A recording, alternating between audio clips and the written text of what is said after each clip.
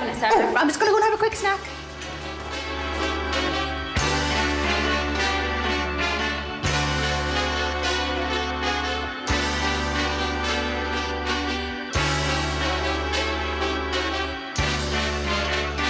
Ladies and gentlemen, please welcome Sarah Millican.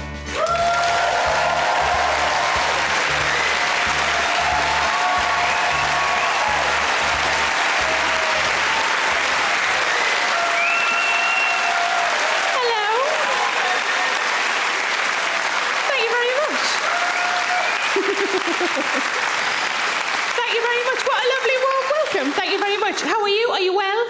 Yes. Excellent. Thank you very much for coming to my show. It's much appreciated.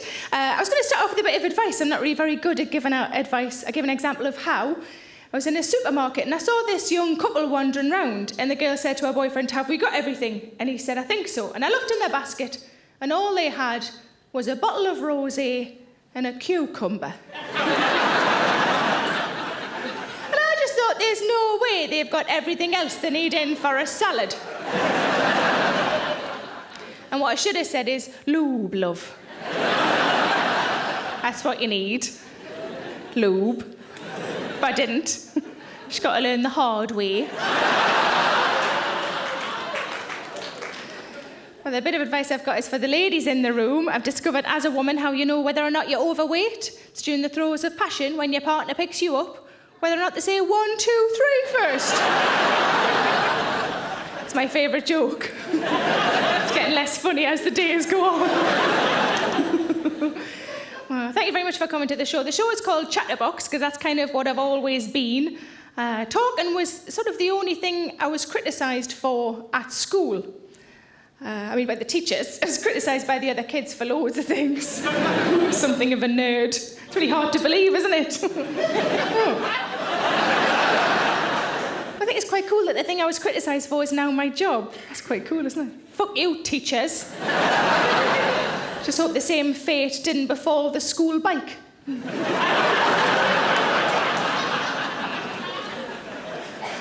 At an early preview, a man came up to me and he said, "Is your show Chatterbox based on the film Chatterbox?" And I had no idea that there was a film called Chatterbox. I got in and I Googled it. Such a film does exist. It's American. It was made in 1977. It's not available on DVD, which gives you a fair indication of the quality of the thing. And the film Chatterbox is about a woman with a talking vagina. So that man who came up to me must have thought it was going to be a live stage version. He must have walked in and gone, "Well, that microphone stands too high for a start." But I have managed to get a hold of the film on video, proper old school, and I've only seen the first 2 minutes, but I've already decided that it's brilliant. In the first 2 minutes, a man and a woman have sex. They finish. She says something like, "That was lovely." This doesn't sound very American, does it? I can't really do accents. I've made it sound more Geordie than it actually was, haven't I? "That was champion, pet." That's what I say after sex. Unless it wasn't champion, I'm no fucking liar. So she's relatively positive about the experience, and then her vagina goes, "It was all right." How many times have you wanted to say that?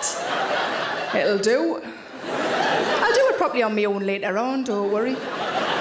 Only that the women are laughing and the blokes are doing this. This is gonna be shit. But it's nice to be out amongst so many people. I do spend a lot of time on my own. I live on my own. I do like living on my own, though. When I first decided I wanted to live on my own, my mum and dad don't really understand why people would want to live on their own. My mum said, people only live on their own if they've got no friends. And then my dad made me look up the word hermit in a dictionary. But my dad he did give me some good advice when I was looking for flats. He said, "I don't think you should get one that's got a balcony."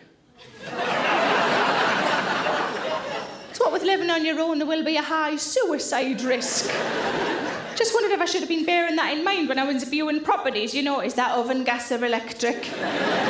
Is that light fitting really strong? Could have told a decent weight. 10 stone. Fuck off. 11 stone. And a half. And another fucking half. But I like living on my own. Does anybody else live on their own? Give us a wave if you live on your own. We've got a nice lady here. What's your favourite thing about living on your own, love? The telephone. I like that you did that. Just in case, it's just the north I live in. It's not, the dark ages. The telephone. What, did somebody not let you have a telephone in the old days when you lived with other people, you poor bugger? Did you live under the stairs? In what way, the telephone? So I can speak to people, she said. No, I know what a telephone's for, love. It's going to be one of those nights, isn't it? Who else lived on their own? Give us another wave. Hello, Flower. Nice lady at the back there. What do you like about living on your own, love? Walking around naked. Walking around naked. Here's a confident woman. No, it's good, because I've got a friend who lives on her own. I said, what's your favourite thing about living on your own? She said, whenever I do a massive fart, I go, good girl. You can have that if you like. Lady at the back, is it a flat or a house that you've got? Flat. A flat. And if somebody broke into your flat while you were in it, what would you hit them with? Have you thought this through? Not so much. No, well, let's have a think now. If you're like... We've got a fixer. If you're like in the living room, for example, is there something to hand that you could clobber somebody with? Remote control? A remote control, you see?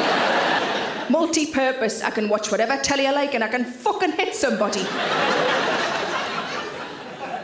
No, because I asked a lady recently and she didn't know either, and I said, what's normally to hand? And she went, empty bottles? So I don't even think you'd notice if somebody broke in.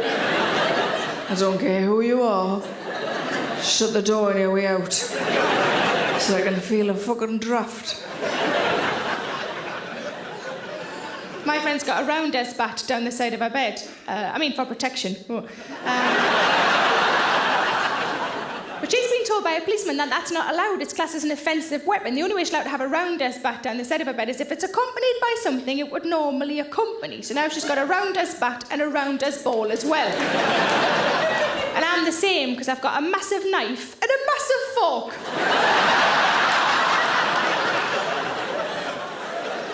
So if somebody breaks in with a big lump of steak, I'm champion. But I live in a flat as well, and the flat directly opposite mine has been empty the whole time that I lived there, so I just never bothered getting any curtains. And I regularly wander around in just me knickers, because I'm 35 and I don't give a shit. But a friend came around for a cup of tea and she said, have you noticed that some young lads have just moved into the flat opposite you? I said, oh, I hadn't noticed. She said, don't you think it's time you got yourself some curtains? So as far as I'm concerned, if some young lads are looking at me wandering round in me knickers, I'm still the winner. Just wonder how long it's going to be before they get fucking curtains.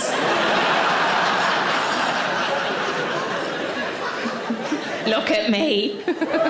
Shh. Please. But I think I'd quite like an animal at home. I think that would make the place feel a little bit more sort of cosy. Give us a cheer if you've got a pet at home. There's loads of you. See, I'd quite like a cat. If I could have any animal, I'd probably have a cat. But I can't have a cat because my boyfriend's allergic to cats, so I can't have one. Well, precisely, Flower. We'll split up and that'll sort it out. Most people don't have something to look forward to at the end of a relationship, do they? I can't wait till he starts fucking other women. I'm off to the pet shop, won't you? But if I did get an animal, I'd have to be careful, because whenever I had animals as a child, I always loved them a little bit too much. There's a name for people like me. It's a hamster squeezer. Look at his little face. When I was about 7, I had a little dog and I loved it so much. Have you ever stroked a dog so hard you could see the whites of its eyes? Then when you stroke along its back, its little back legs buckle because of the pressure. I do worry about my boyfriend. Because I love him so much. Love him so much. No. Look at his little face.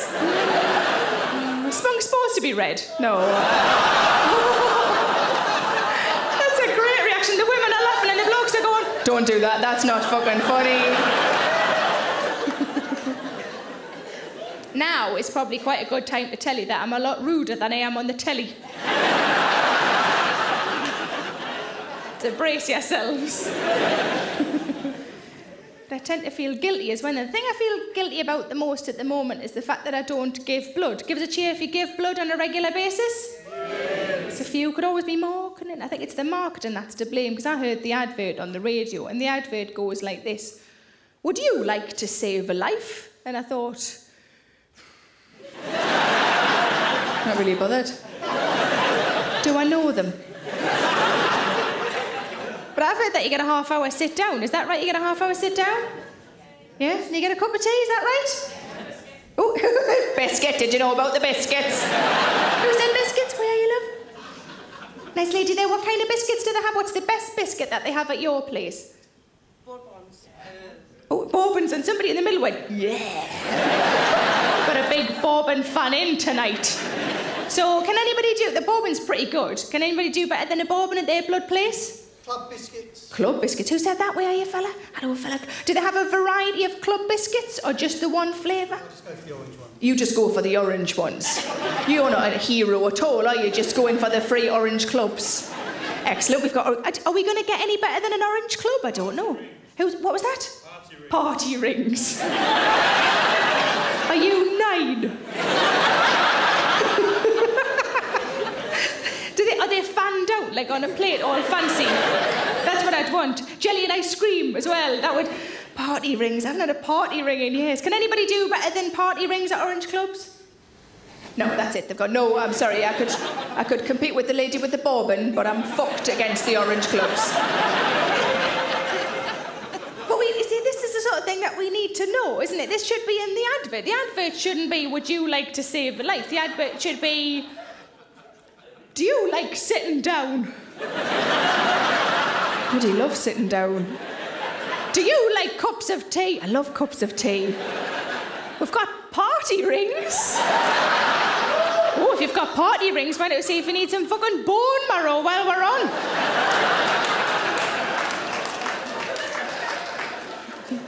I did a show in Manchester and a lady shouted, at my place, if you pretend you don't feel very well, they give you a sandwich. Oh, prawn mayonnaise.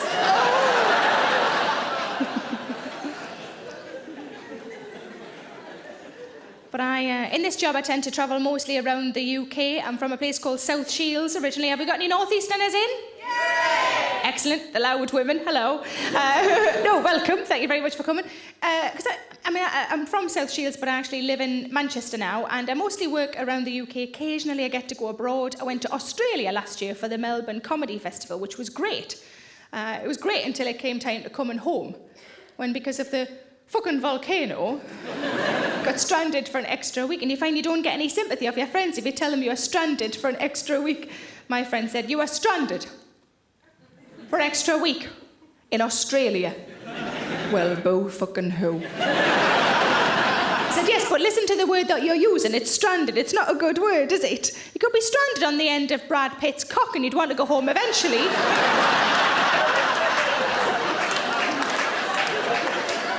I mean, after a week or so, obviously. For snacks, if nothing else. I think that explains why his girlfriends are always so skinny. Doesn't provide enough snacks. But while I was in Australia, I got a phone call from the fraud department of my credit card company inquiring why I was spending quite so much on my credit card. She said, can I check a couple of transactions with you? And I said, of course you can. The first one was a cash point withdrawal, and I had withdrawn the money, so that was all above board. The second one, she said, you spent £102 in a place called Holt's. And I went, yeah, that's right. It's a chocolate shop. And she went, £102?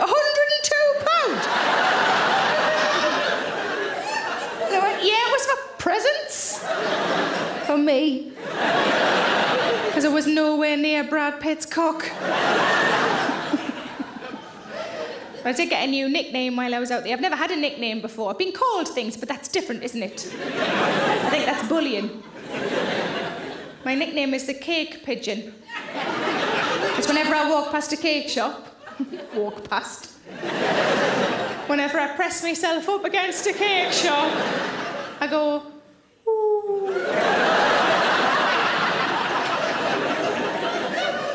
And because I talk about cakes and puddings on stage, sometimes people bring cakes and puddings to shows for me, which is lovely, but can sometimes be a little bit weird.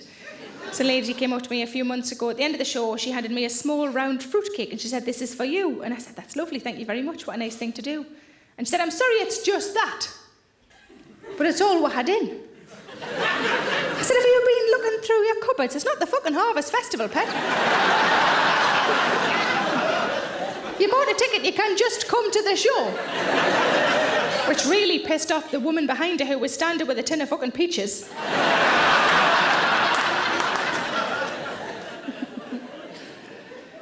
But I have developed, people call it a muffin top if it hangs over your jeans, don't they? A muffin top. I don't really like that name, so I've started calling mine my cake shelf.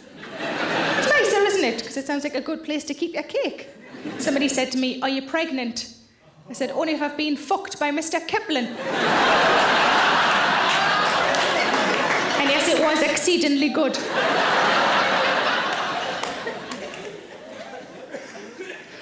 But I'm a bit of a worrier. I don't worry about age anymore. I'm 35. I'm past caring about age. I did worry when I was about to turn 30. I worried about turning 30. So I asked a few friends who were also approaching their 30th birthday how they thought it was going to affect them. One guy said it means I'm closer to retirement, which I thought was a good, positive way of looking at it.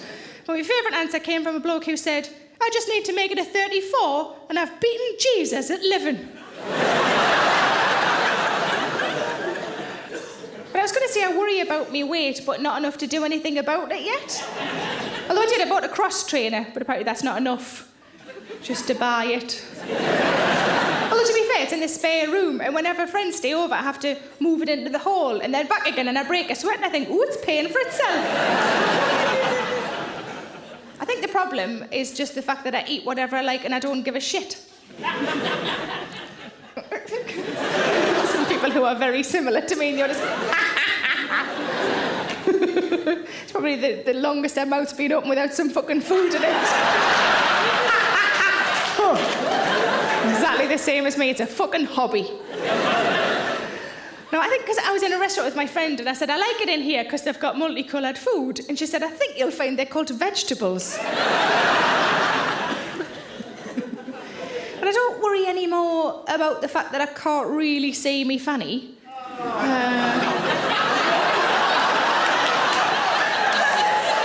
Just thought, if my fanny or all fannies make you feel quite sick, sir. Is it my fanny in particular? You're just not a big fan of fannies? You're not a fan of fannies. I've got some cock stuff later on, you'll fucking love that.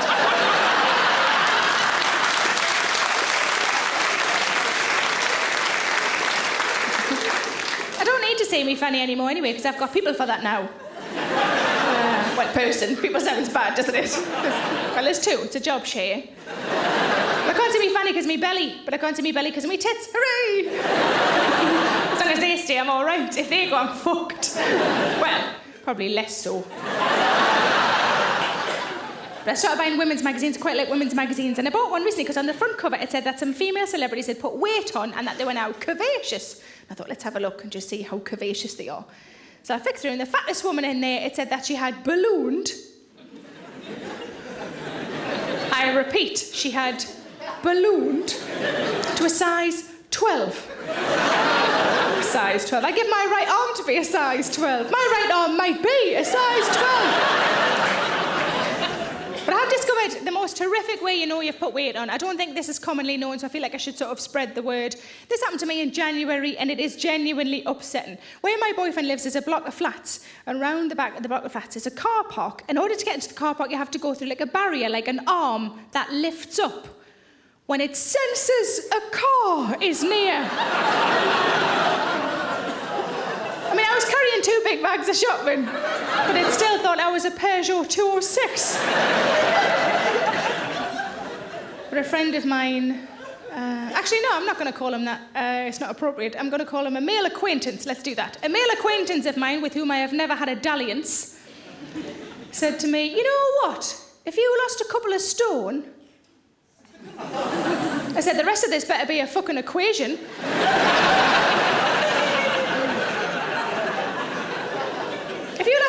stone, we could probably go out. He said, only if the couple of stone I lost was me fucking head.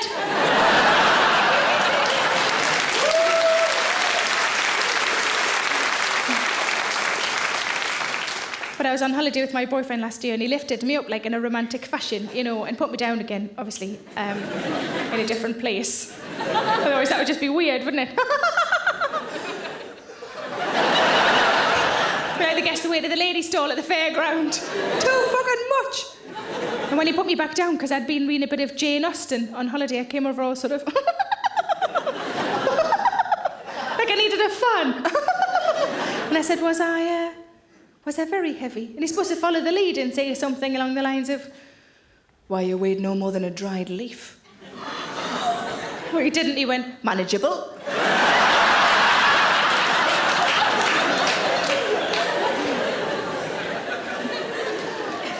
But I found recently that I'm not very good at relaxing. I get quite wound up. I'm on the go all the time. I'm a bit of a workaholic, to be honest. And when I get in from work, wherever I've been, I'm rubbish at that winding down bit before you go to bed. I'm quite interested in how other people relax. Nice fella in the front. Hello, fella. How do you relax when you get in from wherever you spend your days? Is there something that you always do to help you wind down? Probably sit down, watch TV. You sit down. That's a good start, isn't it? Just sit down. Oh, I'm relaxed. And you watch a bit of telly. What time do you normally put the telly on? About 6. About 6. You see, anything from 6 onwards, it's quite good for a few hours, isn't it? Quite good telly then. When I get in from work, it can be anything from midnight to 4 in the morning. So unless I've remembered to record something, I'm stuck with fucking Babe Station. Babe Station. If you don't know what Babe Station is, it's a soft porn channel where on the screen is a relatively uneducated lady,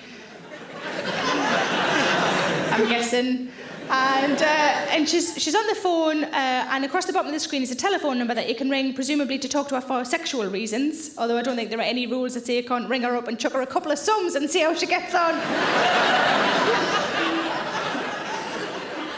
I'd probably just give her careers advice, because I used to work for the job centre. I'd be like, oh, you're very good on the phones. You could work for Orange. They're used to people ringing up and moaning.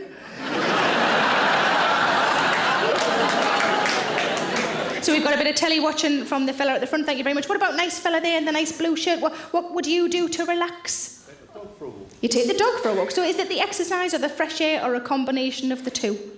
Fresh air in London, yeah. It's the Fresh air in London, oh yes, I forgot. Do you have to wear a little mask, do you? No. Do you just go under a certain level and then you're all right? What time do you go walking with a dog? Is it tea time? 4 o'clock. Tea time. 3 o'clock. 3 o'clock. It's the specifics aren't that important, love.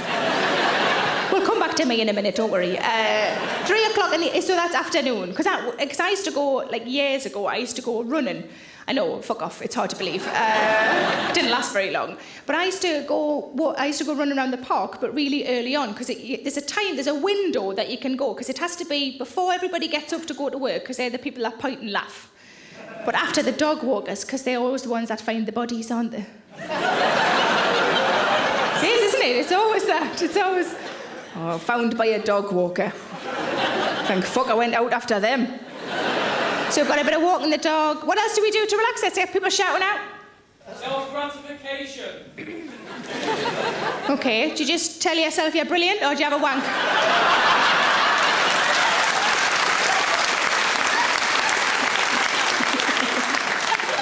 Because I did a show in Birmingham, and I asked a man there how he relaxed when he got in from work, and he said one word. The beginning of the word sounded really happy, and midway through the word it just changed and sounded desperately sad. I said, how do you relax when you get in from work? And he went, masturbation. I don't find that very relaxing. Am I sharing too much? I don't find masturbation very relaxing because I'm a bugger for multitasking.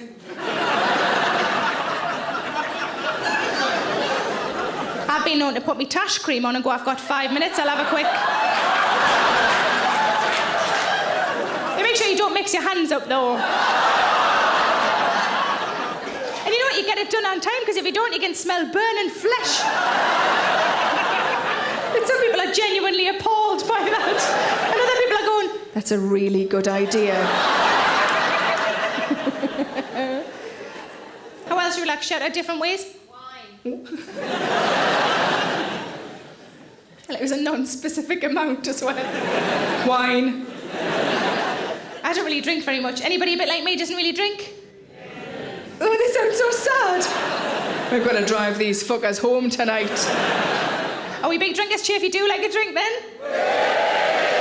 See, I'm not a very good drinker. I've had some quite bad experiences. I once went out with a friend of mine. She's lovely, but her husband's a little bit iffy.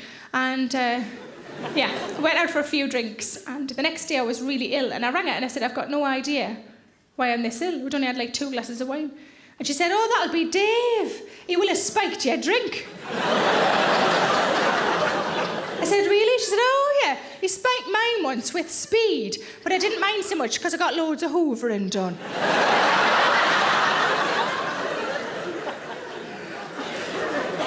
So we've got telly, we've got drink, and how else do you relax?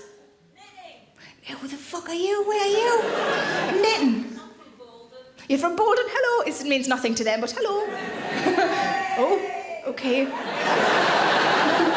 So you knit. Do you just knit like a big long... I imagine it's just always scarves. Or do you knit actual things that you can force onto people as presents?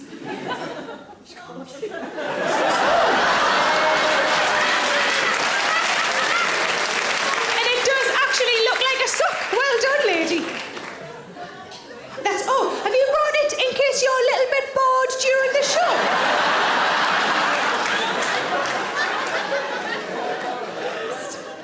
Cocks. She's talking about cocks again. So knitting is a good answer. My friend said to me, have a bath. She said, have a bath. It's quite a good way of relaxing. I thought, well, it's quite a good idea. Because I normally have showers. I think showers are more sort of time efficient. But I still buy all the things you're supposed to put in the bath. You know, the lotions and the potions and the bath bombs, all that sort of stuff. My bathroom looks like I've ram-raided Lush. The only time I ever have a bath is when I'm in a hotel, I'm on the road maybe, and I'm in a hotel room, I've got a bit of time to myself. But of course I don't take me lotions and me potions because you don't, do you? Instead I'm stuck with time, but like an inch of shower gel / shampoo / fucking toothpaste. With which I'm expected to wash a 12-stone woman. I mean me. I don't provide a service. Come on in, Brenda, get on the scales. You're all right, go and get your clothes off. So my friend said have a bath, so I had a bath and it was all right. It's all right. But I thought I better can make this better. So I had a cup of tea in the bath. There's something really satisfying about being the same temperature on the inside as the outside. I was in the bath the other day, I had a cup of tea on the go, had a bath bomb in. We all know what a bath bomb is, it just fizzes around and makes the water all smell nice and feel nice. And my boyfriend was walking past the bathroom door and I shouted to him in and he said, what's the matter? And I said, doesn't it smell nice? And he went, oh, it does smell nice. And I said, feel my arm. And I lifted it out of the water and I went, feel that. And he went, ooh, slimy.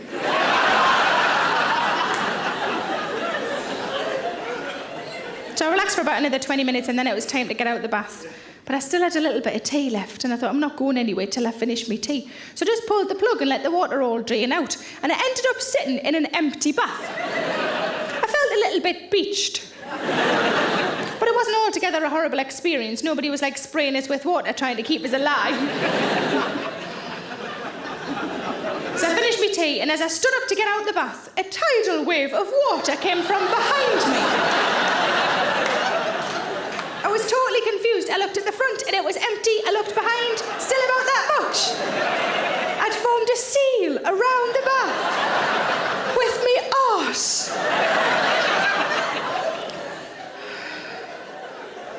That wasn't very relaxing.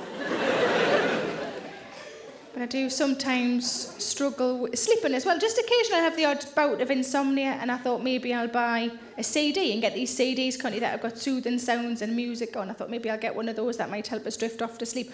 I noticed Paul McKenna has got a CD out, hasn't he? I Can Make You Sleep. He's a very confident man, Paul McKenna, isn't he? It's not, I'll give it a bash.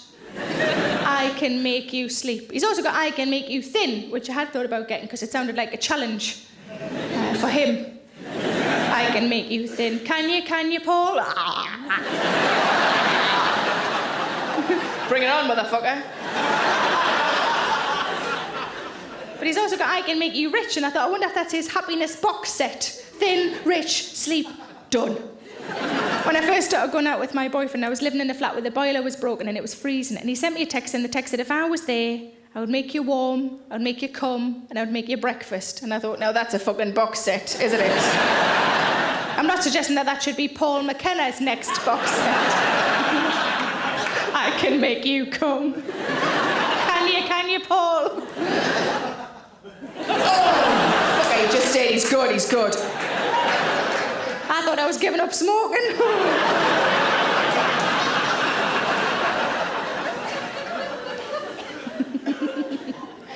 I do a lot of driving in this job. I don't find driving very relaxing.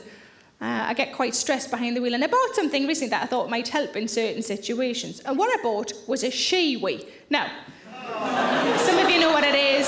If you don't know what a Shiwi is, it's a little plastic funnel that ladies can use in order to have a wee standing up without having to remove any clothing. It's quite practical, quite functional. Women use it for music festivals or for going walking or hiking or that sort of thing. I bought it because I got stuck in traffic.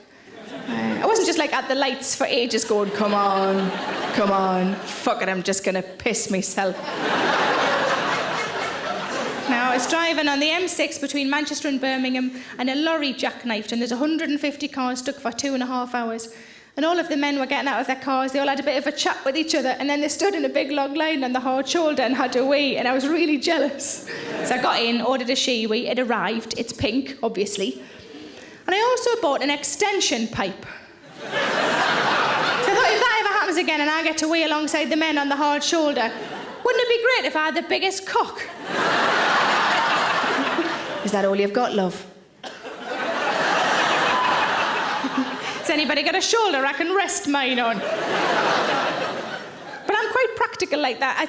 I've only been driving a few years, but when I first passed my test, my dad, who I get my practical side from, said to me, right, the following things you should always have in the boot of your car. You need a blanket, you need a flask, you need a shovel. And he's right, because whenever I've killed a man, I'm always parched. But I am quite practical, I'm quite logical. In some ways, I've got quite a male brain, and then in other ways, I'm quite girly and quite feminine, quite emotional. To be honest, I think I'm a bit of a mishmash of the genders. I mean, like in a personality way. I don't mean like I've got a bit of a novel I can't explain. Does yours look like that? My friend invited me around for tea. She said, come round to mine, I'm going to cook all your favourite food. That's what a lovely thing to do for somebody. So, of course, I went. A couple of hours later, I was sitting on the sofa putting the world to rights. And she blurted out, just out of nowhere, I don't think my lady parts look like other girls' lady parts. What the fuck am I supposed to do with that? I realised the whole night had been a ploy. Favourite foods by us. Come and look at me, Fanny. I said, I'm not looking at it. But if you draw it on a bit of paper, I'll have a look at that. So she drew it on a bit of paper and I drew mine as well, and we compared them. And they were very similar, so she was much happier. She said mine was tidier. I don't really know what that means. But I know I definitely don't want to look at hers now that I know that it's messy. But it could have been worse than drawing on a bit of paper. I could have just put some paint on and done a potato print.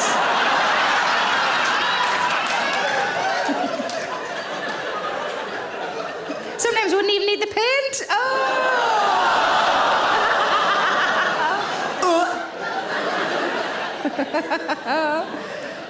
But what I've been doing with audiences is asking the ladies what's the best thing about being a woman, and the men what's the best thing about being a man, and then working out whether I'm more male or more female, depending on you guys tonight. And obviously it changes every night, and it's fun for you, but it's ever so slightly terrifying for me. So let's get cracking on that. I'm going to write them down because I've got such an awful memory. Let's get some ladies shouting out. What do we think is the best thing about... Oh, fucking hell. Always being right. Where are you, love? Oh, there you are. Always being right. Wow. Are you in a relationship at the minute? No.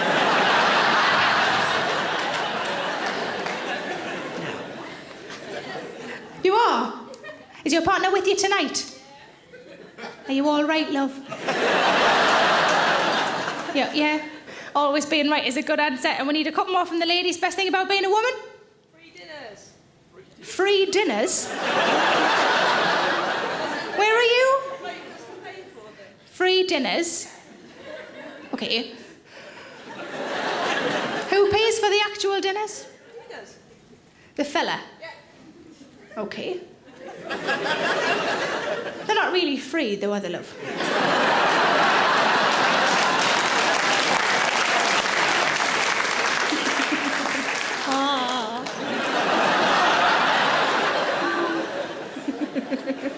Hope that pizza's worth it. Oh.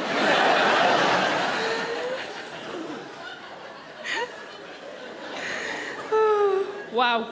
And one more for the ladies. Best thing about being a woman? Nothing. Did you just shout out nothing? Nobody's ever said that before.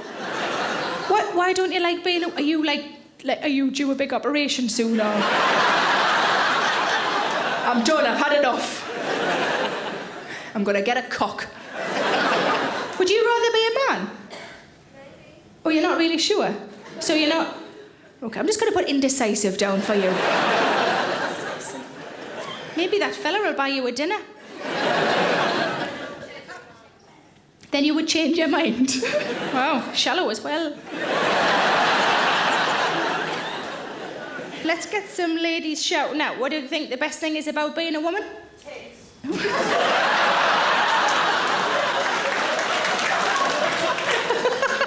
Hello, lady. Tits. How long have you had them?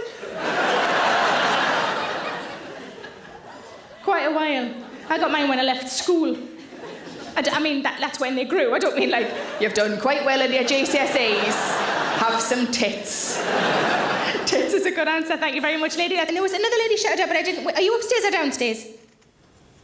The lady who shouted out something... Oh, yeah. Hello, love. I just said that we're better at everything, that's all. We're better at everything. I love that one woman went, yeah, and the rest of you went, oh, fuck. It's gonna kick off now. Better at everything. Everything. Okay. Do any of the fellas want to shout out something that they think they may be better than that lady at?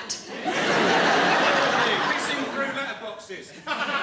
Pissing through letterboxes. We've got shiwis. We can fucking do that now.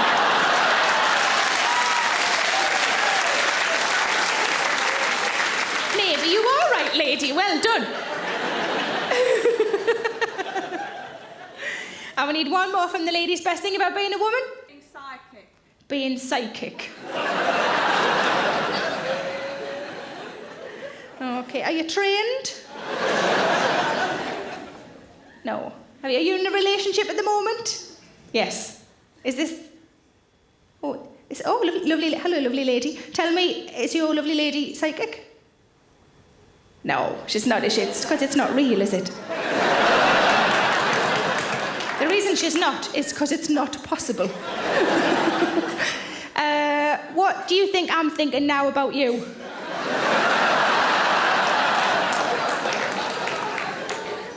That you've what? Got nice glasses. Well, okay. Let's go with that to make her feel better about herself. That I've got nice glasses. That's brilliant.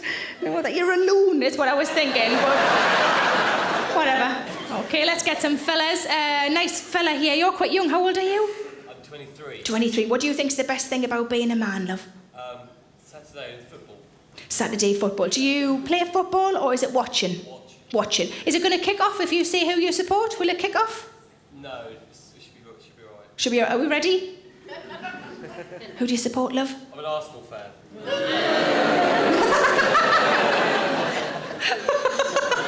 The best. I've had this answer before when I said to this fella, he said football, and I said, will it kick off? And he said, I don't know. And it was really exciting, and the whole room was dead tense, and it was in Liverpool, the sort of place where it might well divide opinion.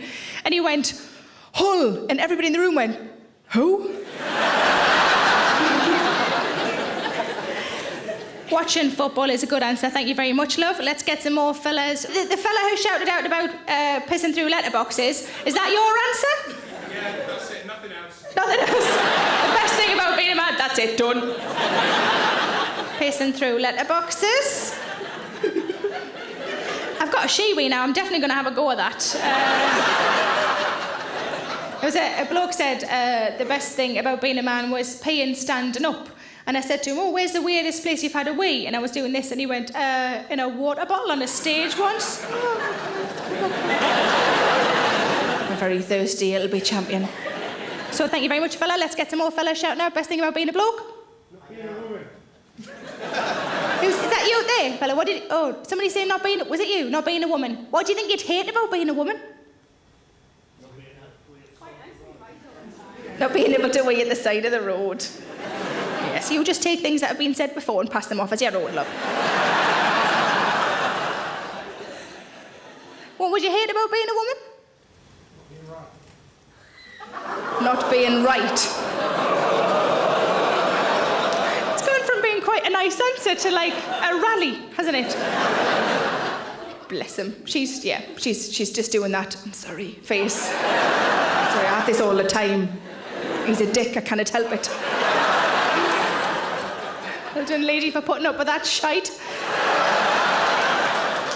You've taken him off the street so we don't have to go out with him. Well done. We had another fella shout out, but I didn't quite hear it. Orgasms. That's the best thing about being a man. One at a time.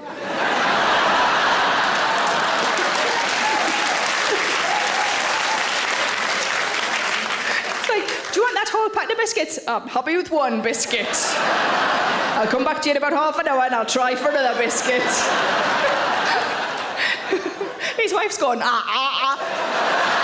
fine, I can feed myself, love. I've never made a parallel between orgasms and biscuits, but I like it. Thank you very much. Let's get some fellas shouting out. Best thing about being a bloke? Not having a vagina. Not having a vagina. I think some of the men are disagreeing with you. Which is quite an odd turn of events. Not having a vagina. I feel you're so against vaginas, sir. I feel like, you know, somebody should rub one in your face before the end of the show. It's not going to be me, fuck off. I've got knickers on that go up to me bra, it would take too long. When was the last time you saw one? Like on the way out, yeah. Was it on the way out? Maybe for about 14. That was when you were born? No, that was when you last looked at one. Okay. I have seen them on TV. You've seen them on TV. As far as I'm aware, you have to sort of seek them out on telly, don't you? I don't think it just pops up in the middle of, like, Crime Watch. Maybe it does. You've seen them on TV, and is your reaction much like whenever I do a joke about vaginas and you do that, oh, is it the same then? Well, do the noise that you do whenever you see a cock? Oh, is that what there's no noise, you got so excited, no noise came out. It was almost an intake of breath, wasn't it? Rather than a noise, like a, like that. Like when I see a big cake and nobody around. Not having a vagina. Thank you very much. Let's get two more fellas shouting out best thing about being a bloke. Reverse parking. Who said that? It's like three men clapping. Reverse parking. Reverse park. Let's test him. Should we test him? Reverse. There's a lady at the front. Yes, test him. Reverse park. And how long you been driving, love? About 30 years. 30 years. It was easier then, though, wasn't it? It was like horses and carts and that.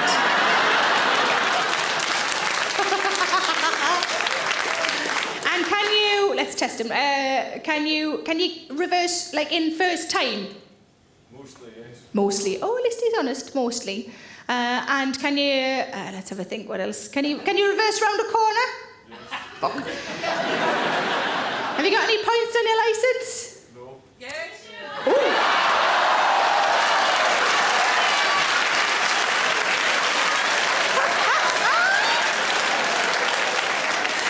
Relationships stand for fuck all when it's men against women, have you noticed? Yes, he has.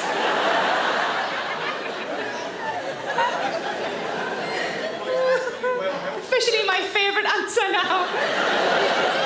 What did you say, love? 3 points for speeding while rushing to help an old lady. While you were rushing to help the old lady, you could have killed a friend. That would have been funny. Well, in hindsight. Maybe it's not at the time. Thank you very much for the answer. Best thing about being a bloke? No periods. Oh. Well, the women all hate you. That's a good answer, thank you. Let's get some more fellas shouting out best thing about being a bloke. Having a beard. Having a... is that laziness, or do you like the way it looks? Feels. You like the way it... Do you just sit at home and just...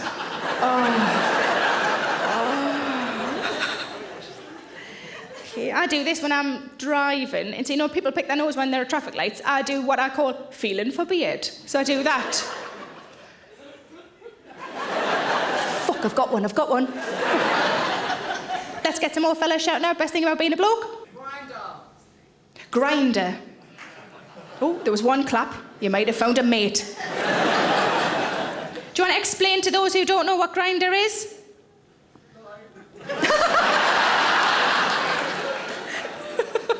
Is that an app where you can find a gay man? Is that right? Excellent. Okay. It's good that there was one other clap, though, isn't it? I feel like he might have found somebody tonight. But chances are you probably already knew where he was and had sussed him out and decided you didn't fucking like him. We've got more for the blokes. We need another one from the ladies. Best thing about being a woman? Multiple orgasms. It's a small pocket of women are clapping and some of the men are going, what? Do you mean like Monday, Tuesday, Wednesday? January, February, March. 2009, 2010. Multiple orgasms. Okie doke. Now let's work out whether I'm more male or more female. This is ever so slightly terrifying. Always being right. I don't think that applies to me. Free dinners. Fuck no, I've got self-respect.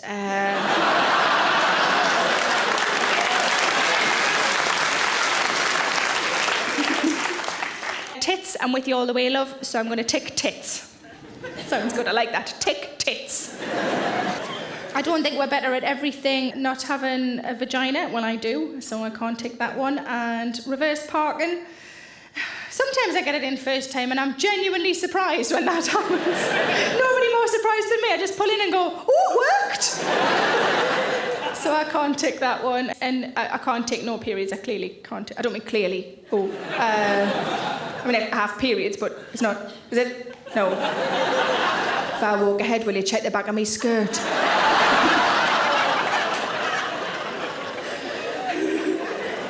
And yeah, multiple orgasms. Tick. I can now piss through a letterbox. Awesome. Watching football, I'm not really interested in football, so that doesn't apply to me. And Grindr wouldn't really help me an awful lot, I don't think. A beard, I'm going to tick that as well. It's like a part-time job, keeping on top of mine. You're laughing, but it's my life. So I am 1, 2 parts woman and... Oh, no! 2 parts man. I feel like I should show you at least a bollock. I tell you my favourite answers. My favourite girl answer, she wasn't even a woman, she was a girl, she was 16. And she said, the best thing about being a woman, she said, we can look at boobs whenever we like. It was a good answer. Well, she said, well, you know, men have to earn the right to look at your boobs. I thought she seemed awfully young to know about such things. I said, give us an example of something a man would have to do to earn the right to look at your boobs. And she quite simply said, they have to be nice. And it was a lovely moment, but loads of the women in the room went, oh my God, she's right. We've been showing our boobs to bad men for years. My favourite male answer is a man said, the best thing about being a man is dicking things. I had to have this explained to me, I didn't know what it was. Dicking things is the act of hitting things with your dick.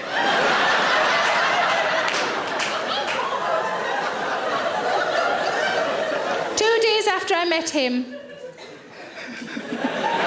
I met a lovely lady and she said, do you remember the man who said dicking things? And I said, yes. She said, well, he's my fiancé. I said, did you know about the dicking things? No. She said she'd have to go over all the surfaces with a flash wipe.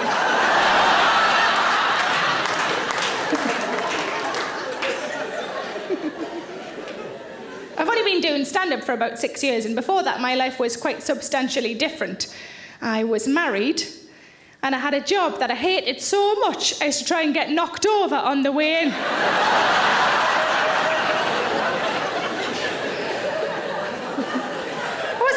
suicidal, just a couple of ribs or a leg. But like I say, my life is quite different now. I spent some time with my sister recently and she said, "You've changed." Ooh. You know, that voice that they put on, the big sister voice, that even though we're 35 and 41, still frightens the shit out of us. "You've changed." I said, "How have I changed?" She said, "You never used to eat peas when you lived with us." That's the kind of crazy lifestyle she thinks I've got now. I always get free peas everywhere I go. But obviously, we stay in hotels. When you're on the road, you stay in hotels, and normally quite reasonable ones. But sometimes I get put in quite posh ones. People put me... I'd never been in a hotel room before that had a bidet. Has anybody else give us a cheer if you've had to go on a bidet? Yeah. Where the fuck have I been?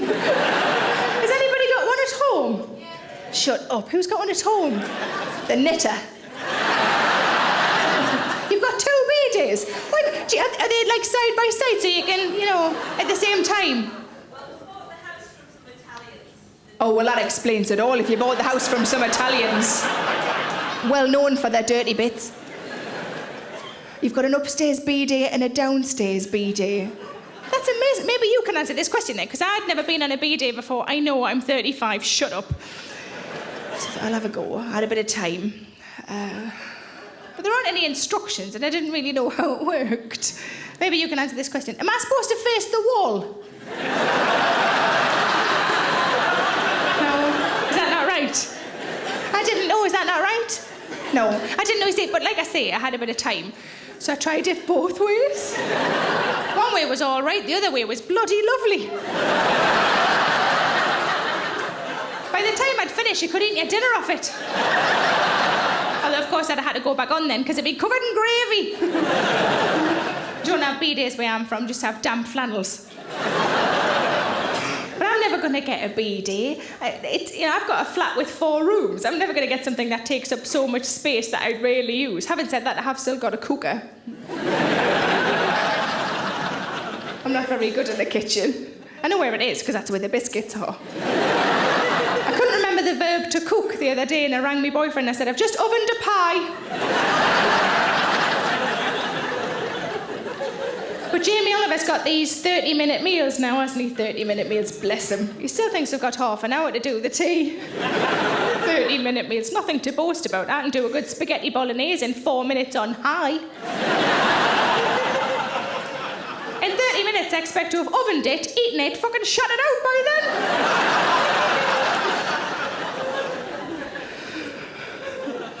But I tend not to see my friends of an evening because I work most nights. So I see my friends, we go out for lunch, and I really like it. I like going out for lunch with my friends. Went out with one of my friends, she's lovely, but she's a bit of a moaner. Went out for a perfectly nice meal. She complained about the food, so we had to send the food back. And I made some hilarious remark about how the chef's now going to go and wank in a soup. She came out with the best answer ever. She just went, "Oh, good, I haven't had sex in ages." I thought, surely she doesn't think that merely ingesting spunk is the same as having actual sex. If only it was that straightforward. You know, when you can't really be bothered, just bung it in a smoothie, I'll have it later on.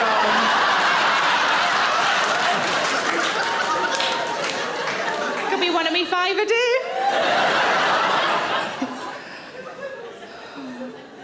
But I took my mum, dad and my sister out for a nice meal just before Christmas. And midway through the meal, my mum said, "When me and your dad go, we're going to go together." I said, "What are we talking about now?" "When me and your dad go, we're going to go together." I said, "Are you talking about a suicide pact?" And she went, "No, we're not going to call it that."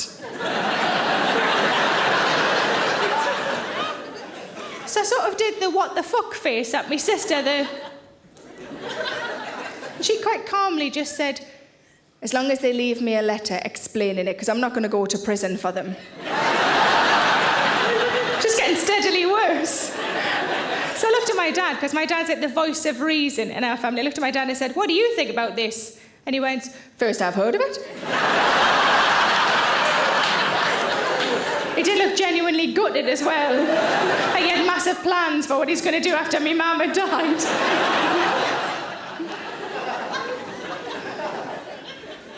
when I was in Australia, I missed my family terribly, and I used to Skype them once a week. You know this thing of Skype where you can see each other through your computer screens? It makes home feel that little bit closer, I think, if you can see people's faces as well as hear their voices. And they'd sit around their computer, my mum, dad, my sister, in a semicircle once a week. And at the end of every call, they'd lean in and kiss the webcam, which was lovely, but terrifying the first time it happened. Like, I know my sister knows about computers. I know my dad used to work with computers, but I'm pretty sure my mum doesn't really know how it works. I know that she definitely doesn't know that I can still see her face, even when I'm not talking to her. Because I'd talk to my mum, then I'd move on to my sister, and I'd go, how's work? And my mum would do this.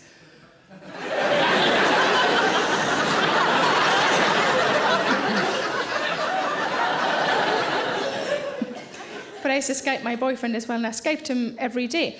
And I work, away from... there'll be people in this room tonight who work away from home, and I don't think it gets any easier the more you do it. I ended up being in Australia for 6 weeks, and midway through, I just got quite flat and quite sad, and just really wanted to go home. And on one of those days when I rang my boyfriend, when his face came up on the screen, there was such a well of emotion in here that the first thing I said to him wasn't hello. The first thing I said was, you're too far away. So he moved the webcam.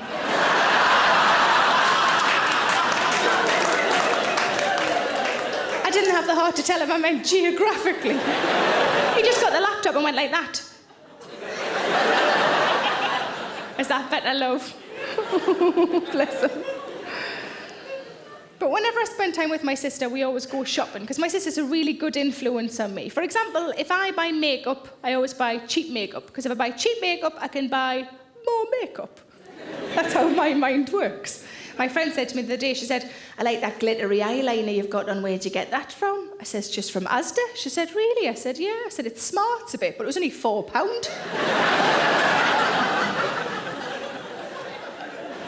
But my sister said, why don't we just buy one thing that's good quality, a bit more expensive, and will last? I said, that's a good idea.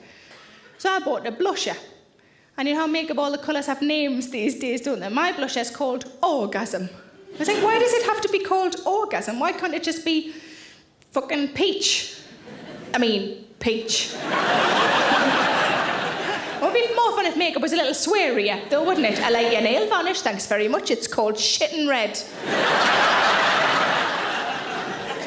But my sister was determined to embarrass me in front of our parents, and she went, tell Dad what your blusher's called. No. Tell Dad what your blusher's called. No. I said, look, we're 35 and 41. Are you really going to reduce us to children? She went, tell Dad what your blusher's called. I said, right, shut up, I'll tell him. So I said, Dad, he's going to limber up for this kind of conversation. I said, Dad, he went, uh-huh. I went, me blusher? My blusher's called Orgasm. And he thought he'd do a funny joke, and he said, when you put it on, does it make your face do this? And I went, whoa!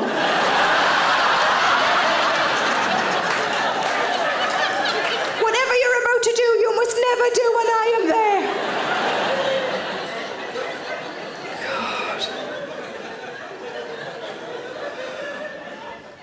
God. I like going shopping, but I don't find shopping very relaxing. What normally happens is I go in a shop that I like, I try on some clothes that I like. Most of them won't fit, and I walk out shouting something along the lines of, oh, someone 18 in here. Well, fuck off.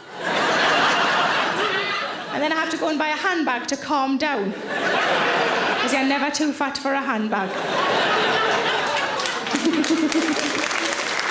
Although these days they've got those ones that have just got the short straps and they just go right under your arm. I think it's just a matter of time before I have to get buttered out of a handbag. And I know what I'm talking about as well, because I was once cut out of a dress in monsoon.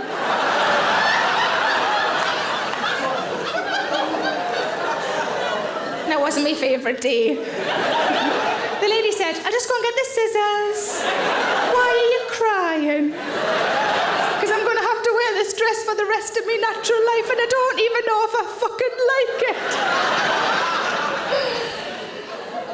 But I've been buying myself some new knickers recently. I love it. Whenever I buy knickers, I always buy daft knickers. They've always got like cakes or cats or stars or hearts or slogans, that sort of thing. Generally from a supermarket, occasionally from Marks and Spencer's if they've got an offer on. Oh, 3 for a tenner. Try and fucking stop us. But one of the supermarkets has recently had a range of superhero knickers. And they're awesome.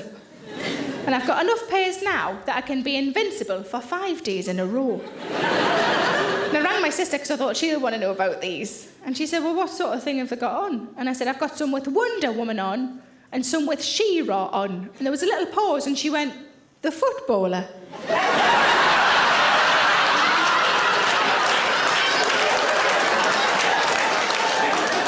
I love that she thinks I've got knickers with Alan Shearer's face on. But I love a slogan on a knicker. I love a slogan on a knicker. The best slogan I ever had, it said, I do anything for love, and on the back, but I won't do that. I mean, it was written on in biro, but still.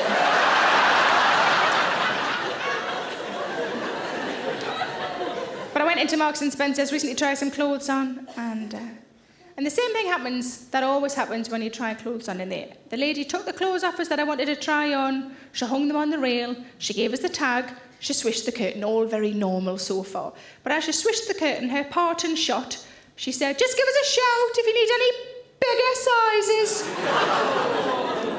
So I swished it back just as quickly and went, I think you'll find you mean different, you bitch. But while I was in Marks, I went to the lingerie department. In the lingerie department, they had a stretchy, lacy, all-in-one kind of body stocking type of thing, presumably for sort of sexy time. I can't imagine any actual practical use. Maybe straining vegetables. And on the bottom of the packaging, it said, one size fits most. That clearly used to say fits all. You've got to pity the poor woman who had to go in and go, you need to change your packaging, pet. It doesn't fit all.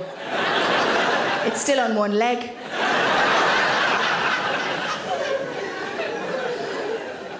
But I told you I don't have children. Give us a cheer if you have got kids. And if you haven't, more energy, I like it. I don't have children and it's by choice, I just don't really like them. I've never been very maternal, apart from the tiny kittens. There's a reason right there, I shouldn't have fucking kids. I'm sorry, it just popped.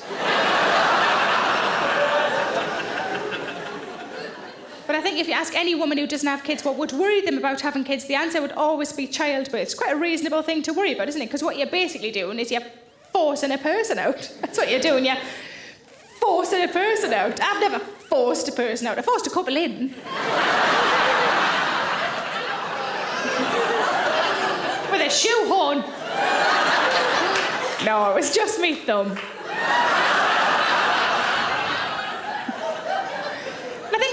I'm not very good with kids. I was never around them as a child. I was always the youngest. My mum had my sister, then she had me, then she had her tubes tied. And when she went to the hospital for the appointment, the nurse said, are you sure? And she said, yeah, I've had a chat with my husband. We only wanted 2, we've got 2, like to go ahead with the procedure. And the nurse said, what if one of them dies? And my mum was like, it's not like I just want any 2. Well, we've got a set of bunk beds. It seems a shame to waste one.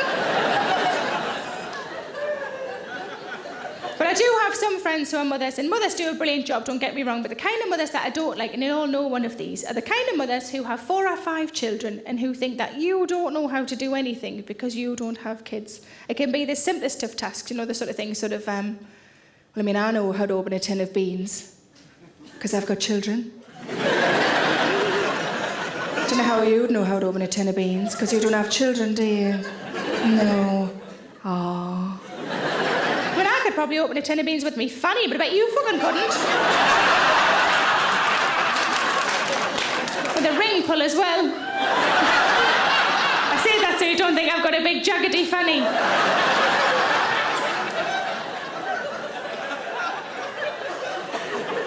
But I was in a shop and this little boy came running over, maybe about 5-year-old, came running over, put his hand in mine and shouted, Mummy! And I thought, ooh, I sometimes forget me keys, but I think I'd remember that.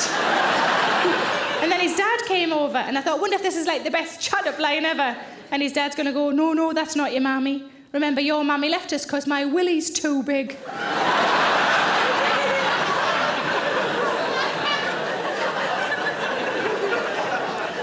but I had to go to family planning just before Christmas. Oh my God. I was the oldest by 20 years. I was mortified. And the lady said, do you want some free condoms while you're here? And I thought, out for out. Just before Christmas, probably use them as stocking fillers or something. And she said, would you like flavoured ones? And I thought, yeah, bugger, this is advanced compared to when I used to go. And I said, look, love, I'm 35. The only flavour I'd want the condom to taste of is cock. Apparently they don't do those. So I had to settle for our two most popular lines, which were Lambrini and Greg's Pasties.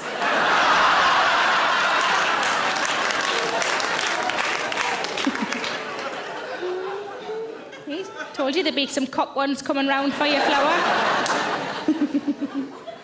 Let me ask you guys a question. Shout out anybody in the room who's ever broken anything during sex. Oh, takes a bit of settling in. What did... Yeah, you broke something? Where were you? Lamp. A lamp or a lamb?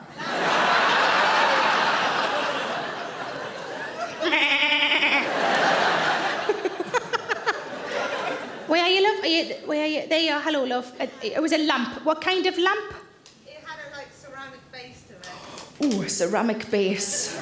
Ooh. And did it just... Was it movement and it just toppled off, or...? Yeah, pretty much. Pretty much. Did anybody get hurt, or was it all right? No, it's all fine. It was all right. So we've got a lamp stroke lamb from the lady over there.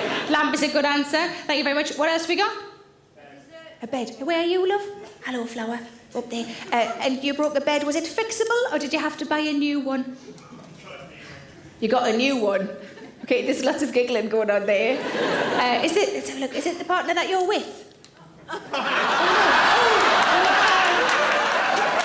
I mean, sorry, but if you sit in couples like that, I'm going to make assumptions about you, Flower.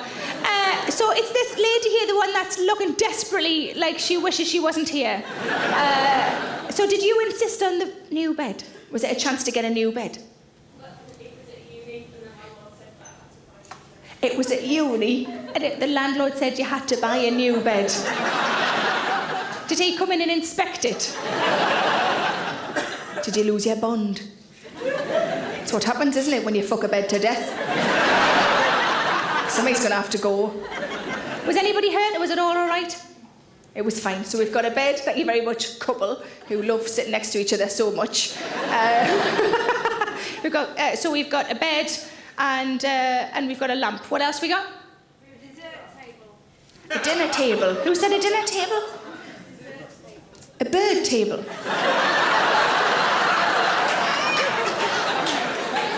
Were you the bird on the table? What did you say? Shout louder. Dessert table. A dessert table? All of my tables are dessert tables.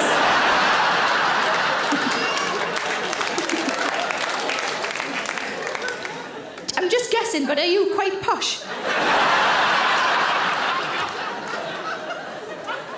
Well, this is for the bruschetta. Then we move over here, and we've got, I don't know, sausage and mash, I don't know. I can't even think of a posh main course. Did you say coq au vin? Fucking surprise.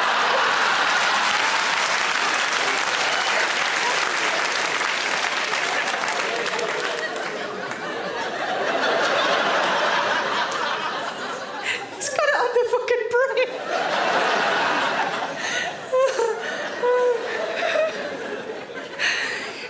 Do you really have a table just for desserts? Yes. Oh, you worked in a restaurant. So you're really not posh. No. And did it have... Why were you having sex at work? I like that there's at least 60% of the room going, my sex life is rubbish. So was the restaurant still open? Were people trying to get the jelly and ice cream from round you and that? Under the dessert table. Don't I feel like a proper tit now? See, if it was me, I'd want to be in writhing in amongst it. And then I'd just go, you know what, fella, I don't really need you.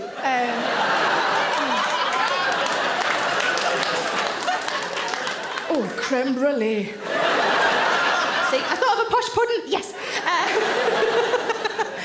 Did you get caught? No. Well, now everybody knows because it's on a DVD, isn't it? They'll be like, I think I used to work in Nando's with her. Dessert table is a good answer. Thank you very much, love. What else we got? There was... A what? A rear view mirror. Okay, there's lots of questions here. Hello, by the way. Was the car moving?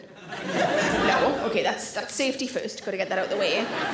Was it knocked off with an arse by any chance? You think so? Did you not notice till you were trying to drive away? There's something not right. No, it's not the spunk in me hair. It's that's normal. It's Tuesdays. Can't seem to see behind me. You've still got it in the cleft of your arse, love. Now, did it shear off or just unclip? Because you can slot them back in, can't you? Apparently. Shut up. Did it? It was quite an old car. And it's, oh yeah, classy, aren't you? Having sex in an old car. Well done. Was it through the day? No. No, obviously. I look at you like, what do you think, I am some kind of monster? I don't know anybody else, you know how everybody talks about dogging and everything, and I don't know anybody who does it. Maybe I do. But every time I see two cars together, I just go, dogging. Just automatically. One of them sometimes is an RAC van. Dogging. No, they're not. So a rear view mirror is a very good answer. Thank you, Flower. We got anybody else? Blood vessels. We've gone all the way from lamp to blood vessels. Where were the blood vessels? Lying there as you do, and I was dribbling on you. You thought he was dribbling on you? We need to know the rest, otherwise I'll not sleep. Just put your fingers in your ears if you're already feeling a bit sick. Did you just say you've all been there?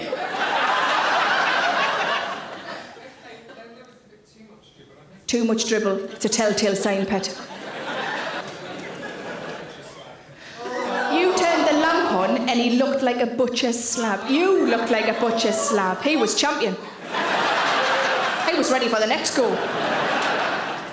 So, yes, it would be a passion killer. If it wasn't a passion killer, there's something wrong with you. So you didn't actually work out where the blood came from? It was his nose. But it could have been a lot worse, because probably the most painful one I've had so far, a man said he'd broken his banjo string. It's about cocks, you should like this one. Snapping them and that. No. If you don't know what a banjo string is, you should just Google it when you get in. I'm not going to tell you, I'm not your mum. It shouldn't be your mum that ever tells you that. Now, things you need to know. What could snap on a cock?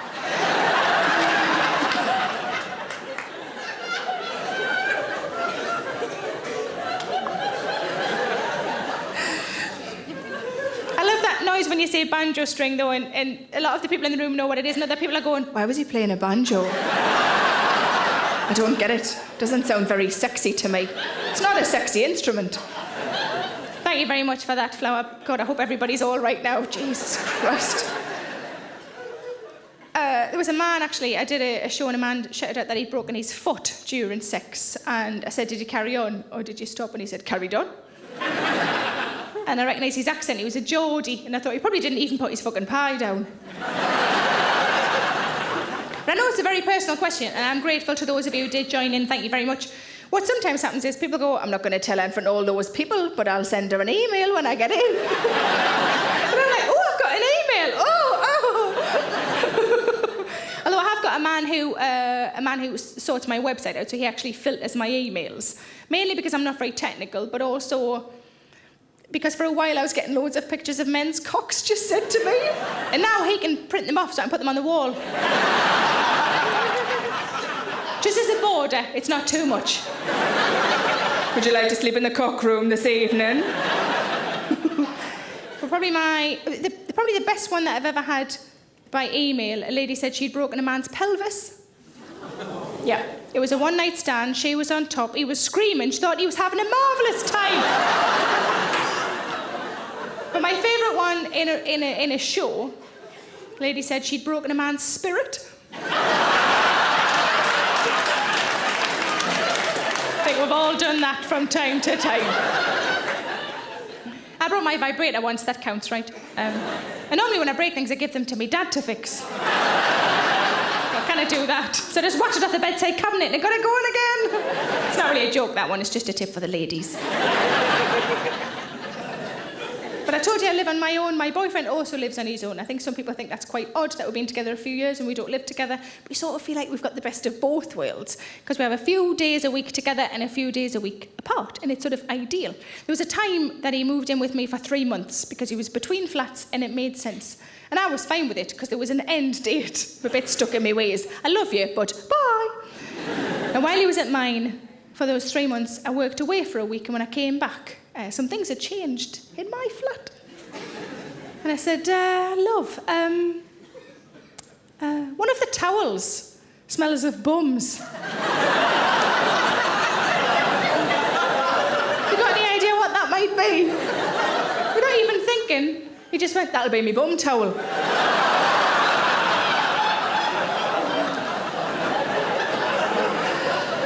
So when he did eventually move out as a housewarming present, I brought him a small brown hand towel.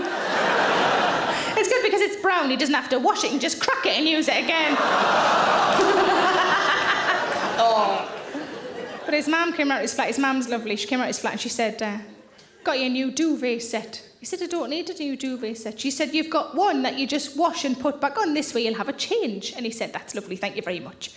So she went to put it on, and it was lovely. It was all patterned, sort of matching. It was really nice. It was a little bit flowery for him, just a little bit flowery for him. And he went in to have a look, and he didn't want to hurt her feelings. He came back out and he went, she's made me bed gay. I said, no, love, just because it hasn't got spunk in dinner and it doesn't make it gay. Clean, that's the word you're looking for. It's clean. And his mum had overheard and she came in and she said, it's not a gay bed. If it was a gay bed, there'd be shackles. My DVDs, has she been fucking watching? But he is a lovely man, he's lovely. We were in bed the other day and he got quite animated. And he shouted out, feel how hard that is. And I thought, you bugger, it's Tuesday, we didn't have this booked in. Turns out he's talking about the skin on his feet. I thought about taking him to one of those places, you know those places that are popping up all over the place where it's got a tank with the fish in and you put your feet in and the fish nibble at the hard skin, you know those places. And I thought about taking him to one of those and I thought, I can't do that. The poor little fish, they'll think he's got fucking shoes on. I'm just going to take him to a blacksmith instead. But he's lovely, he's the nicest person I've ever met. He's a genuinely good man. And in January this year, I said to him, you know what, I think it's about time we started talking about the future. And that's what I expected from him, like an awkward silence. Maybe some footsteps as he walked the fuck out of me life. But he didn't, he just smiled. Just really like a beam and grin. And I was really touched and I thought, oh my God, he wants to spend his future with me. Yay. And I said, are you sure you're all right talking about the future? And he went, what, like flying cars and that?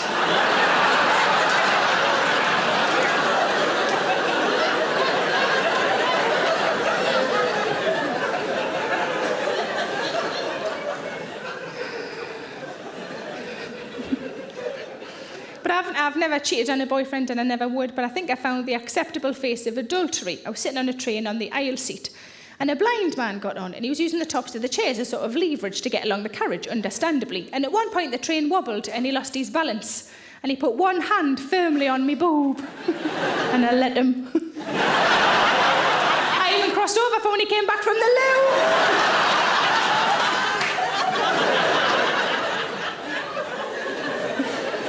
But we've started sort of spicing things up in the bedroom. There's different ways you can do this, as I'm sure you know. The first way you can do is you can have a shower. A nice couple lay at the front. Have you ever had a shower together? There's, oh, he thinks you might and she doesn't. Because I said to the first thing I said to my fella, I said, you know what? He was going in the shower and I said, maybe I'd like some company. And he said, Just give us 5 minutes till I've washed my arse.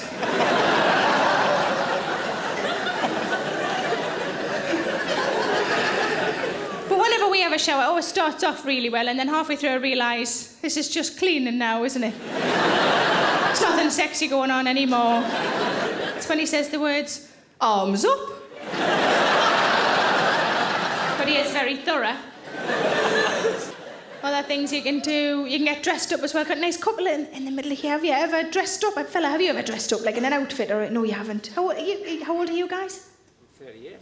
38. You see, because I used to a couple much older than you guys, so late 60s, early 70s. And you can always tell when a couple have been together too long. They had that sort of empty, sad, hollow expression. And what happens is, the way you can tell is when you ask them how long they've been together, and before they do a number, they always do a little horse impression. So you go, how long have you two been together? And they go, 30 years, 40 years, fuck knows. So I asked the old man, I said, have you ever dressed up like in an outfit or a uniform for sex? And he went, no. I looked at his good lady and I said, is there anything you'd like him to wear in bed? And she went, a shroud.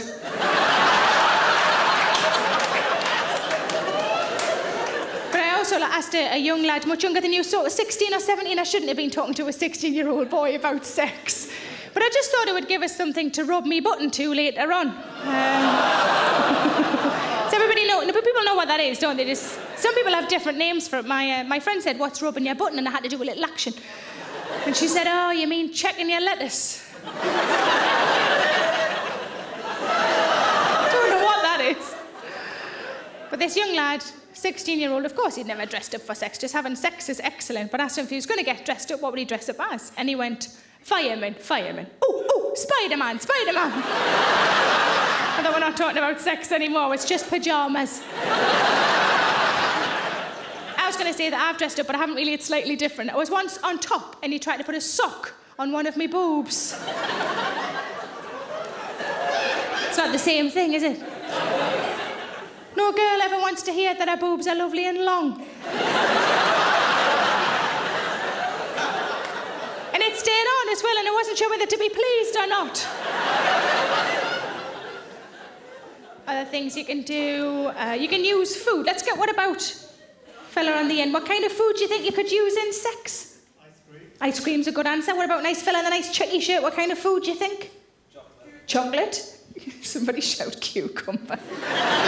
Ice cream and chocolate, and what about nice fella here? What kind of food do you think to use in sex? Absolutely no idea. Absolutely no idea. Oh, look at his wife's face.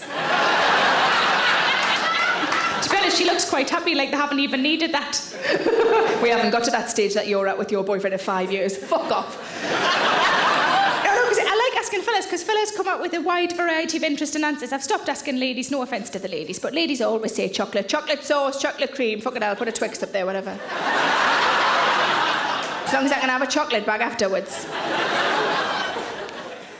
But I asked a man recently what kind of food he had used in sex, and he said noodles. And I've had a bloke say chips and a bloke say curry, and I think generally men are picking things they're probably going to have for their tea anyway. Just using their partners as plates. But I asked an old man, couldn't resist, an old man in his 80s, I said, what kind of food do you think would be good to use? And he said ice cream, and ice cream's a good sort of classic answer. But it wasn't so much the answer he gave as the noise that he made while he was thinking. Because he went like this. What was he thinking while he did that noise? What goes well with vagina? Ice cream. My favourite answer was a guy just said cream. He said cream, but he went like that, like squirty. And I thought, well, obviously you're not just going to spoon it at her. Hope she catches it in all the right places. Then he went like this. He went, pack her full. Oh. I'm so glad that you're as horrified as I was. Pack her full. To be fair, he was a plasterer. Just smooth that over. Not get any more bother from that crack.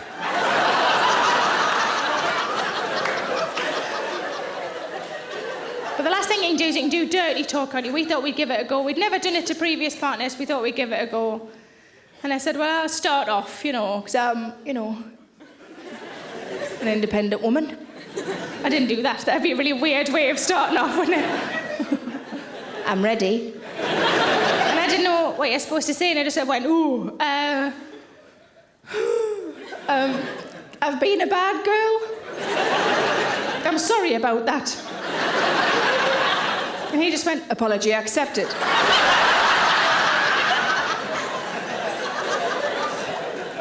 But recently I've had a bit more practice, and he started off and he went, you've been such a bad girl. But I think I'm going to have to punch you.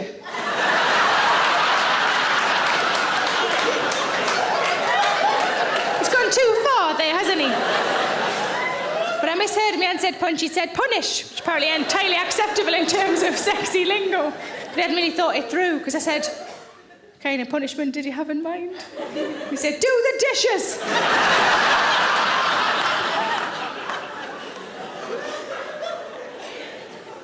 But we're clearly not married. Give us a cheer if you are married. Yay. And if you're not? Yay. More energy again. Have we got any divorcees in? Yeah. Fucking the happiest of all, been there, done that, fucked it off. Now I'm divorced, and when I got divorced, it came as quite a surprise to me.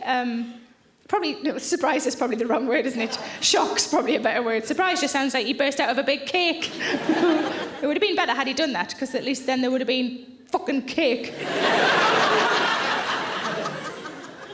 But for a while after getting divorced, I found I wasn't invited to quite as many weddings, and I think people thought I was going to walk in like the bitter divorcee and go, you enjoy your fucking day. See how long this bastard lasts. But I've recently been invited to more weddings, and I went to one a few months ago, and it was lovely. And instead of having a wedding cake, they had a spiral cake stand that had cupcakes all the way around, and a massive cupcake on the top that I sort of had my eye on. But I suspected maybe one of the wedding party had claimed that as well. But the groom came over to me and he said, thanks for the recommendation, because I'd recommended the cupcake shop. That's a scary day when you realise you've just recommended a cupcake shop and you don't even live in that fucking town. And he said, thanks for the recommendation. I know you want a cake. What we're going to do, the band's going to come in a minute. The band's going to do 2 sections. In their break, that's when we're going to do cake stuff. I said, brilliant. So pretty much every time the band looked like they were coming to the end of a song, I just stood up. And when I was eventually right, I went over to the cake stand, I picked a cake, my boyfriend was behind me, he did the same, my friend's wife, 4 of us picked our cakes, went back to our seats, smug as fuck that we'd missed the queue. Glanced across expecting to see a long line of people. The only people that were there were the bride and groom having their photos taken at the cake stand.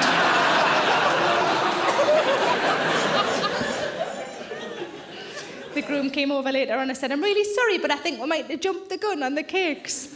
And he said, don't worry, when I put the photos up on Facebook, I'm going to tag every gap with your fucking name.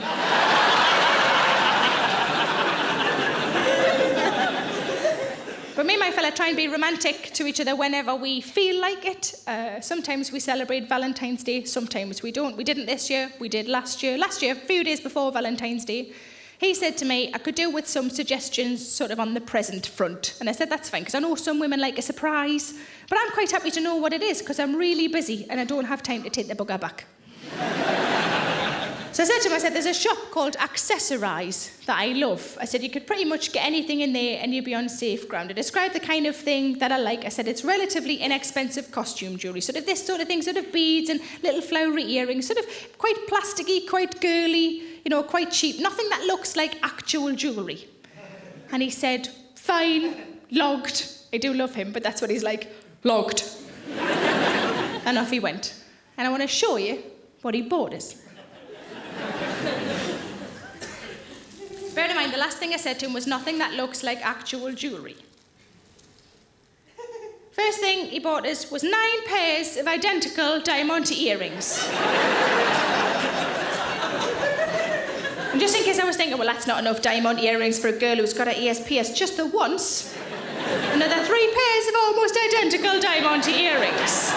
And any ladies might well have noticed, especially near the front, that they're not from Accessorize, they're from Claire's Accessories.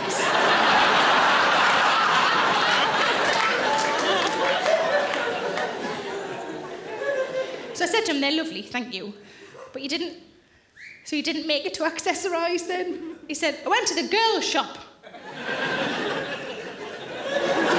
I said, yes, 12-year-old girl shop. I reminded him that that's where we got presents for his nieces, who were 11 and 12, and he went, yeah, because they're girls. His logic was brilliant. I thought he must have walked in Claire's accessories and gone, she wants anything from in here. I'm probably lucky that he didn't come home with a tiara with fucking kittens on it.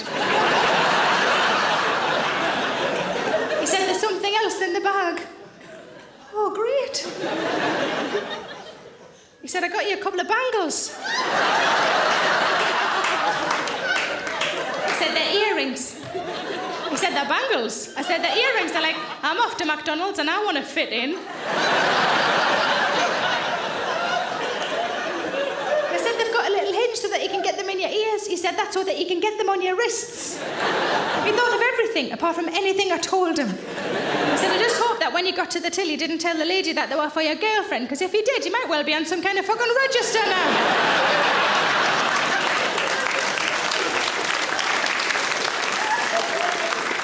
But what I've decided to do in order to help me relax is just to find things that make me happy, because I think generally whatever makes you happy makes you relaxed.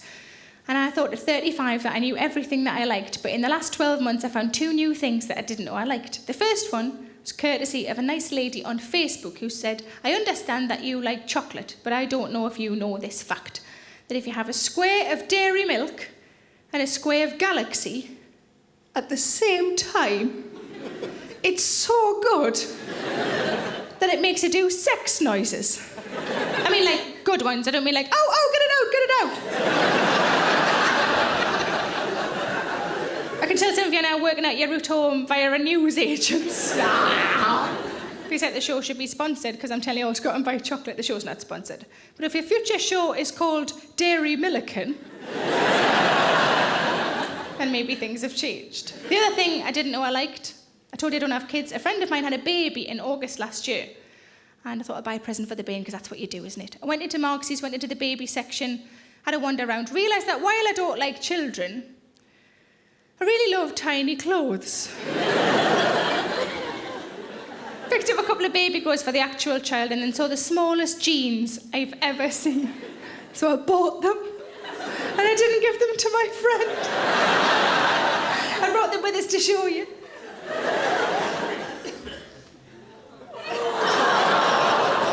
They do look a little bit like aspirational jeans, don't they? Someday I'm going to get in those fuckers.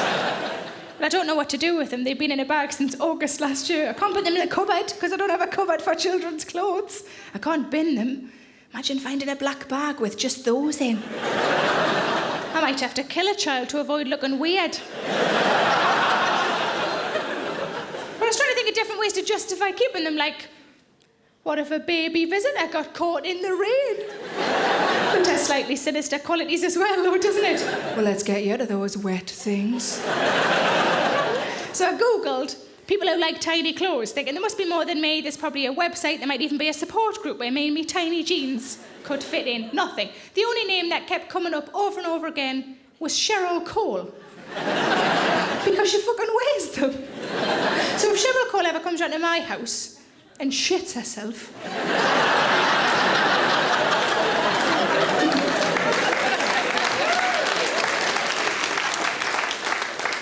And if when she shits herself, she accidentally gets a little bit on her shoes...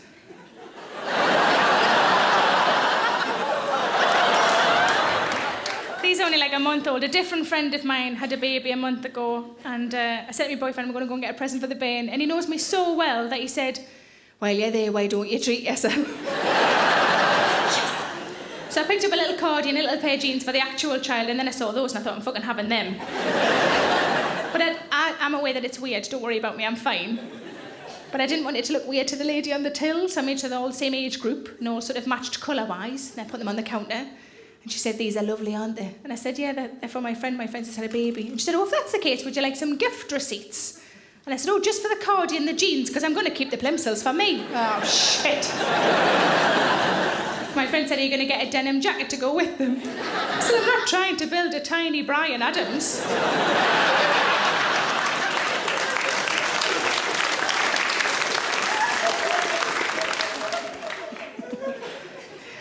I'm so grateful for you all to come tonight. Thank you very much for coming. I'm going to leave you on a story. Me and my fella don't really get nights off together very often. So when we do, we try to make the most of it. And went out on, we call them like a date night. Went out on a date night recently, had a curry, lovely curry, got in, put a DVD on, everything going really well. Halfway through the film, started to get a little bit amorous, a little bit frisky, which I suppose is one of the points of the date night. Seemingly, we'd forgotten that 2 hours before that, we'd had a curry. Nevertheless, he went downstairs. I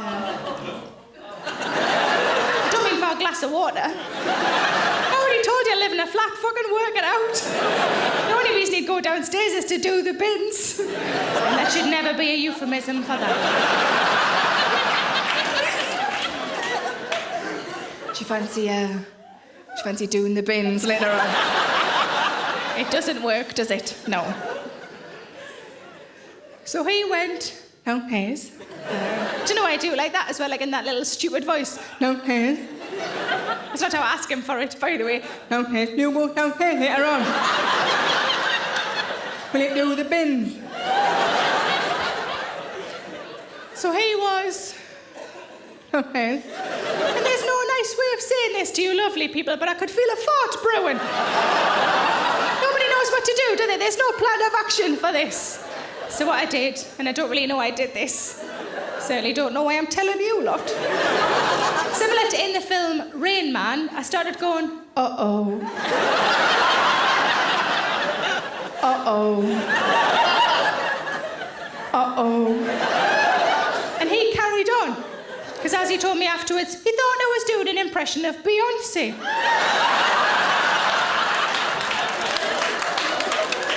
But we've clearly not got the hang of the whole seduction thing. I think that's fairly evident from what I've told you so far, isn't it? But I walked in on him the other day and he was lying on the bed just in his pants, because you know how men think that's attractive. And he had one bollock hanging out. And I thought, I'm going to have to pull him on it. Question him on it, not pull him on it. If only they made that noise. If they made that noise, I'd never leave the little buggers alone.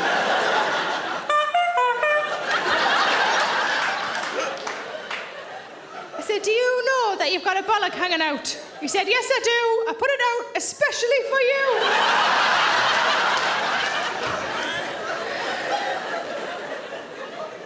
You lot have been such a joy. Thank you so much for coming out tonight. I've been Sarah Millican. Thank you very much. Good night.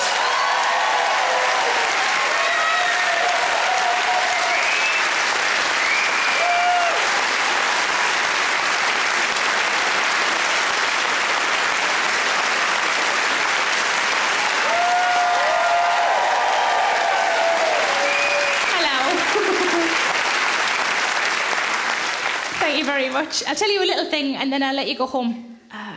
I've started doing this thing, maybe some of you already do this. I've started listening to people's conversations on the bus and on the train. And I was listening recently to two old ladies and they were talking about what they would do if they were men for a day. I thought, these answers are going to be pretty good because these old ladies have got this wealth of experience, you know. These answers are going to be quite insightful. And I was going out for lunch with three of my friends and I thought I'll ask them the same questions. So I said to my first friend, what would you do if you were a man for a day? Without even thinking, she just went, I'd have a wank! I said, God, it sounds like you need to. You sound a bit tense, pet. Second friend, I said, what would you do? She said, I'd just do everything. And I thought she meant like in a sexual way, like she'd fuck everything. I said, is that what you mean? Like you'd do everything? And she went, no, just all the little jobs round the house.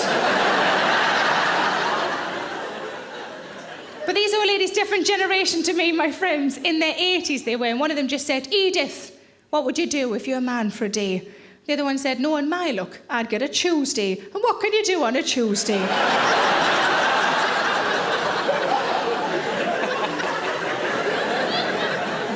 And my third friend, and I will leave you with this, my third friend took ages to answer. I said, come on, give us an answer. And she said, okay, the first thing I would do is go and find my ex-boyfriend and thwack my hard penis across his face and see how he likes it first.